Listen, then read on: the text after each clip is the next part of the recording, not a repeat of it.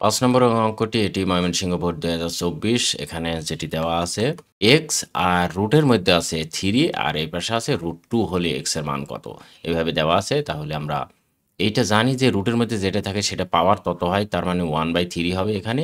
আর এটি হবে হচ্ছে শুধু রুট আছে, √2 আছে, এটা আমরা 1/2 দিয়ে দেব। কেননা নিয়মটা হচ্ছে এরকম। এখন আমাদেরকে x এর মান বের করতে হবে। তার মানে এই 1/3 টাকে আমরা ভ্যানিশ করব। 1/3 কে ভ্যানিশ করতে হলে আমাদের একটা কাজ করতে হবে যে এই পাওয়ারকে এই শুধু 3 দ্বারা গুণ করতে হবে।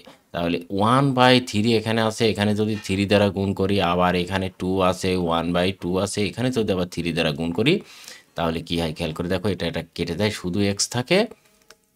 আর এই পাশে কি হয়ে যায়, 2 পাওয়ার 3/2 হয়ে যায়, এরকম হয়ে যায়। ওকে, তাহলে এটা এখন যদি ক্যালকুলেশন করি আমরা, তাহলে এটা এরকম হয় 1/2 টাকে, তার মানে আমরা এই লাইনেই সেটি করতে পারি। 1/2 মানে এটা আমরা দেব রুট, আর এখানে 3 যেটি সেটি এখানে থাকবেই। তাহলে এইটাকে যদি এখন ক্যালকুলেশন করি তাহলে এটা 8 হয়ে যায়। আর আমরা জানি যে 8কে যদি ভাঙা হয় 2 গুণ 2 গুণ 2, সেক্ষেত্রে এটি হবে যে 2√2। আমাদের উত্তর হবে যে এটা 2√2। ওকে, আশা করি বুঝতে পেরেছো।